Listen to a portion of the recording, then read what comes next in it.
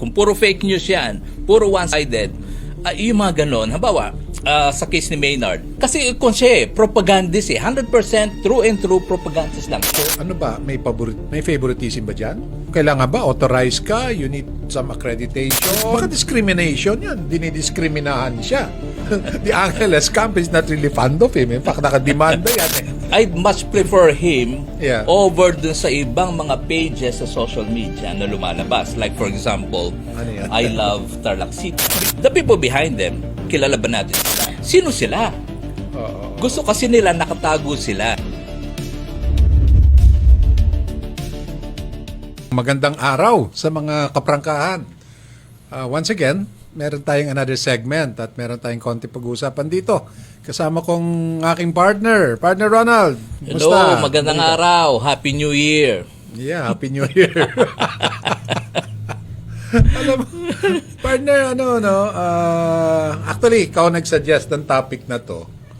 And ito yung lumalabas na yung post nitong itong vlogger ni Yap, certified Yap vlogger na si Maynard.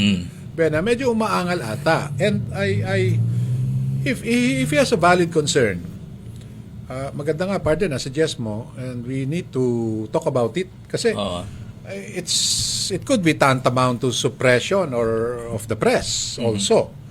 Kasi I don't know, partner, I need you to expound on this kasi he is a vlogger.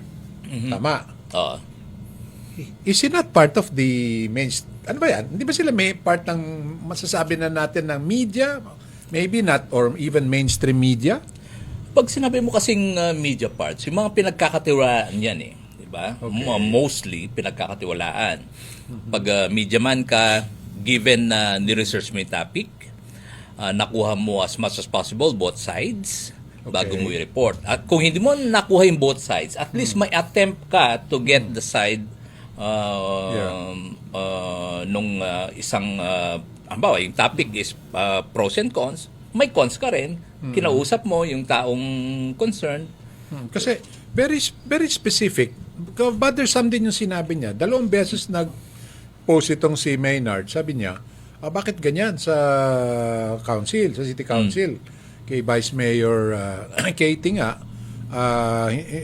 kung di ka otorisado, what does he mean by that?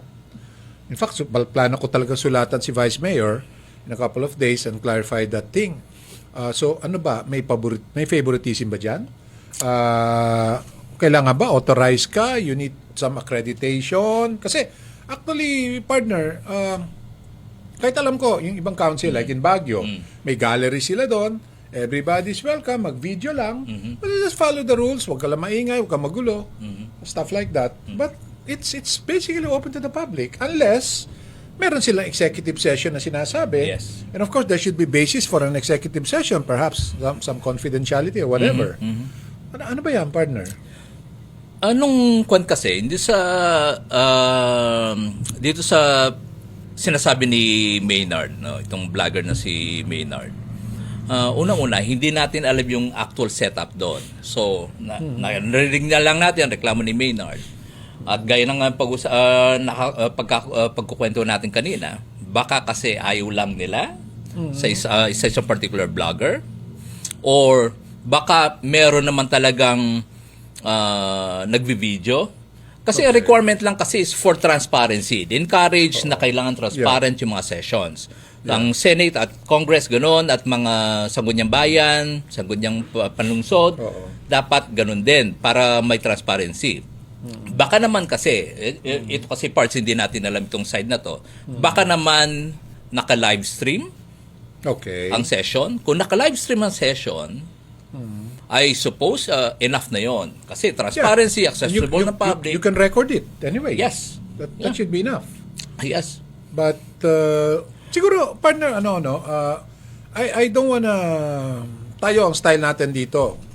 One has to be pro, one has to con. If I will be the pro in this case, kasi talaga ikaw as the president of the CLMA, Tarlac Chapter, Central Luzon Media Association, kumbaga tingin ko, may bias ka talaga. Foreign in behalf. Although hindi ka naman talaga vlogger, but you have an online presence. Yes. But, of course, siyempre, papaboran mo talaga ang traditional media. But, ako naman, I cannot, sabi mo nga, the only idea is for transparency and better flow of information. So, hindi talaga pwedeng Can you, baka discrimination yan. Dinidiskriminahan siya. Dahil he's not so, the Angeles camp is not really fond of him. In fact, nakademanda yan ng libel and meron pang ang lalabas na ibang demanda pa. Ilan na yung libel cases niya, Pards? I don't know. I'm not keeping track. Pero he might, he might be the number one here in Tarlac and get that recognition. May award kaya yan Sana. sa Sangguniang? Ewan ko anong award mo dyan, the most number of cyber libel complaints. But going back to it, partner, ano talagang mo? What's your take on this? Ay, kung ikaw, ano dapat ang gawin? Kasi ako talaga ayoko naman to discriminate. Whether vlogger ka, kung sino ka man, media man ka since way back. Diba? Ako, personal Pards, okay ako, personally. Subject sa pag-take ng responsibility ng particular vlogger na yan. Dati kasi, halimbawa, yung sinalihang grupo, yung paper.ph, accepted yung mga TikTokerist. Ina-accept. As long as kilala kung sino sila, may face. May face, nagbabalita, at hindi fake news. Kung puro fake news yan, puro one-sided, yung mga ganon, halimbawa, sa case ni Maynard, hindi ko siya tao naman yan Oo. Hindi naman siya troll. Pero kasi kung siya propagandist 100% true and true propagandist lang siya. Meron ba siyang binalita marami naman na pagiging objective marami man naman lang? mainstream media na propagandist din. Na do PR work in a sense. Pero not true and true na ganon. Yung style ni Maynard. I don't know this person personally, pero yung style kasi niya, whenever there's a function, lagi mukha niya yung nakikita. Okay, and he's talking about it. He's talking about it. Yeah. So half ng video niya mukha niya. Okay. So, yung parang in bad taste, yung dating kasi. Ganun ba yun? in bad taste. Yung style na gano'n. And, okay. Pero syempre, I'd much prefer him over dun sa ibang mga pages sa social media na lumalabas. Like for example, I love Tarlac City. Okay. Like Sino for example, Digital Tarlacenyo. Okay. Like for example, what they call that? Tarlac Buzz? Something? Okay naman yung Tarlac Buzz na yun. Mukhang parehas naman. Hindi pa rin eh. Di ba? Ano ba? And the people behind them, kilala ba natin sila? Like for example, halimbawa, sasali sila sa CLMA, sasali sila sa paper.ph, sasali sila sa TPRC. Sino sila? Gusto kasi nila nakatago sila. Maybe you can invite them. Come to think of it. Yes. Invite them. We would like to invite. Yes, invite natin pati sa boto. Voice of Tarlac. Yes. Kasi sa atin, bawal ang fake news eh. Baka mahirapan sila. Well, I don't know. I haven't really, Basta kung fake news at may naapektuhan tao, dapat ang move dyan talaga, cyber libel, file ng complaint. Para matuto, no? Oo. But so, given that, partner, anything else? It's Tarlac BuzzFeed pala. So, yung magano, wala kasi silang accountability. At the end of the day, walang accountability. Tirahin ka, kung tirahin ka. Okay. Kung sakaling didemanda mo, sino didemanda mo? Sino yung hold into account mo? Wala eh. Walang specific personality, no? Kaya nga, Maynard actually is better dahil kilala mo. Kilala mo the person behind the camera or behind the... Actually, I'm not sure if page ang ginagamit niya o sarili niyang profile. Pero kung if he's being discriminated on, I would like to call on the Angeles camp. Sana wag. Be Sana open wag, to it. yes. Wag, let's not discriminate. Certified YAP siya, but that's his right eh. Di ba? Pagalingan na lang yan in this, in this thing we are into, no? Of throwing out ideas and letting the public know the pros and cons of situations.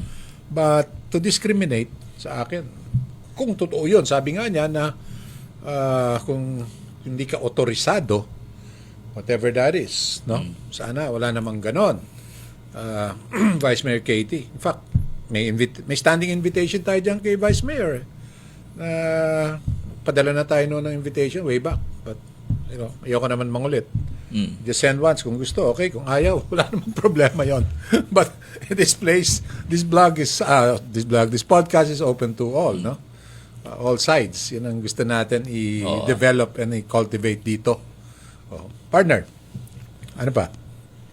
So, ano ka?